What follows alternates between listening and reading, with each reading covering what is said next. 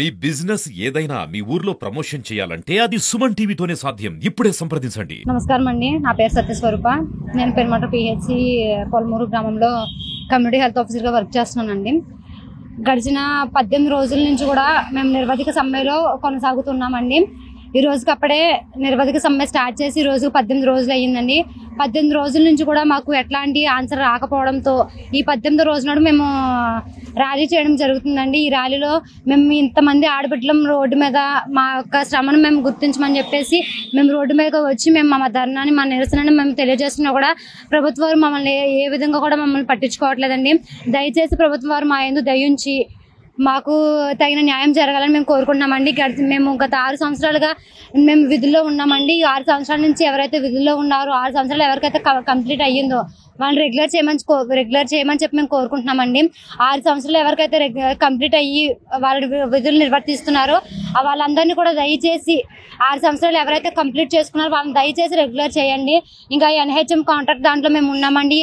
ఆ ఎన్హెచ్ఎం దాంట్లో ఏదైతే 23% హైక్ ఏదైతే ఇచ్చి ఉన్నారో మిగతా అందరికి ఇచ్చి ఓన్లీ మా కమ్యూనిటీ హెల్త్ ఆఫీసర్నే పక్కకు పెట్టి ఉన్నారండి. దాని విషయంలో కూడా మమ్మల్ని మా యందు దయించి ఆ 23% హైక్ ఏదైతే ఉందో అది మా పట్ల కూడా నెరవేర్తింప చేయమని చెప్పి మేము కోరుకుంటున్నామండి. ఇంకొకటి ఏంటంటే కనుక మెయిన్ పాయింట్ ఏంటంటే అండి, ఈపీఎఫ్ ఏదైతే ఉందో అది ప్రతి ఉద్యోగ సామాన్య హక్కు అండి. ఆ సామాన్య హక్కు కూడా ఈపీఎఫ్ అనేది కట్ చేయడం చాలా బాధాకరమైన విషయం అండి.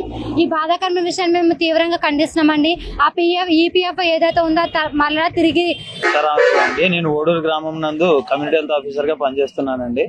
ఇవాళ మేము ధర్నా చేపట్టడం జరిగిందండి. మాకు రావాల్సిన న్యాయమైన హక్కుల కోసం, మాకు రావాల్సిన న్యాయమైన పనికి తగ్గ వేతనం కోసం మేము ఈ నిరసన బాట పట్టడం జరిగింది సార్. ఇవాళ గ్రామ స్థాయిలో మేము అందించే వైద్యం ఎంతో ఉన్నతమైన వైద్యం అందిస్తున్నాం సార్. ఇవాళ ఇప్పటికీ కూడా మాలో అందరికీ ఫోన్లు చేసి బాబు మీరు రావట్లేదు, మేము ఆర్ఎంపీల దగ్గరికి వెళ్లాల్సి వస్తుంది, మాకు చాలా ఇబ్బందికరంగా ఉంది, మమ్మల్ని మా ఇంట్లో కూడా పట్టించుకునేవారు కదా, మీరు పొద్దున్నే వచ్చి మాకు కలిసి బీపీకి అయితే బీపీకి బిళ్ళలు, నిప్పుల బిళ్ళలు కానీ ఏదైనా సరే మీరు అందజేసేవారు. మాకు మౌలిక సదుపాయాలన్నీ బయటకు వెళ్లాల్సిన అవసరం లేకుండా మన గ్రామంలోనే దొరికేవి.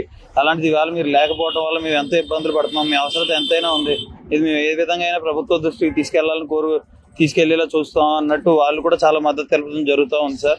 అదే కాకుండా మేము పని చేసిన పనికి వేతనం కూడా ఇంకా వేయలేదండి. గత నెల నుంచి ఈ నెల 1వ తారీఖున అందాల్సిన జీతం కూడా ఆపేసి ఉన్నారు సార్. ఎందుకంటే నిరసనని అంచివేసే ధోరణిలో అధికారులు పోతా ఉన్నారు సార్. మేము ఏ ఒక్కరికి ఎగ్నెస్ట్ గా వెళ్లకుండా, ఏ ఒక్కరిని కించపరచకుండా మా అంతటి మేము మా నోరు కట్టుకుని పనిచేస్తూ ₹1 కూడా పెరగకపోయినా మేము ఎంత కష్టపడుతున్నాం కదా, మాకు రావాల్సిన వేతనాన్ని కూడా ఆపడం ఎంతవరకు సమంజసం సార్. అదేవిధంగా 6 నెలలు ఇన్సెంటివ్ ఒకేసారి రిలీజ్ చేస్తానని చెప్పారు సార్. కానీ వాళ్ళ దాకా ₹1 కూడా పట్టడం జరగలేదు సార్. అదేవిధంగా సొంత డబ్బులు పెట్టి ఇంటి అద్దెలు కట్టుకుని ఈ గడపడమే ఒక కష్టమైన ఈ రోజుల్లో, అలాంటిది మేము మా జేబు డబ్బులు తీసి సబ్ సెంటర్లకు కూడా రెంటు, ఎలక్ట్రిసిటీ బిల్లులు కట్టి నడిపిస్తా ఉన్నాం సార్.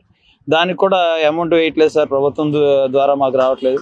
దయచేసి మా ఇబ్బందులన్నీ మీ ద్వారా మా గలాన్ని పైకి తీరుస్తారని కోరుకుంటున్నాం సార్. ధన్యవాదాలు. అంతేకాదు 23% హైక్ ఎన్హెచ్ఎం ఉద్యోగులతో సమానంగా మాకు కూడా వర్తింప చేయాలి. ఈపీఎఫ్ఓని మరలా పునరుద్ధరింప చేయాలి. మాకు నిర్దిష్టమైన జాబ్ చార్ట్ కావాలి. ఎక్స్గ్రేషియా పాలసీ, ట్రాన్స్ఫర్ పాలసీ, అద్దె బకాయిలు, ఎలక్ట్రిసిటీ బకాయిలు అవన్నీ చెల్లించాలి. ఫిక్స్డ్ పేని అమలు చేయాలని మేము అడుగుతున్నాం.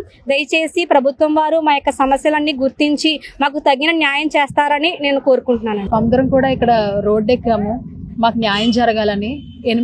6 సంవత్సరాలు కంప్లీట్ చేసినటువంటి సిహెచ్ఓలు ఉన్నారు, వాళ్ళు రెగ్యులర్ చేయాలని మేము అడుగుతున్నామండి. అలాగే మా ఈపీఎఫ్ కూడా పునరుద్ధరించాలని మేము అడుగుతున్నాము. అలాగే మాకు ఫిక్స్డ్ పే అనేది ఒక నిర్దిష్టమైనటువంటి జాబ్ చార్ట్ని మాకు అమలు చేయాలని మేము అడుగుతున్నామండి. దయచేసి ప్రభుత్వం వారు మాకు ఏపీఎంసీఏ వాళ్ళని పిలిచి, స్టేట్ లీడర్స్ని పిలిచి కొంచెం వాళ్ళతో మాట్లాడమని, మాకు న్యాయం జరగాలని మేము కోరుకుంటున్నామండి.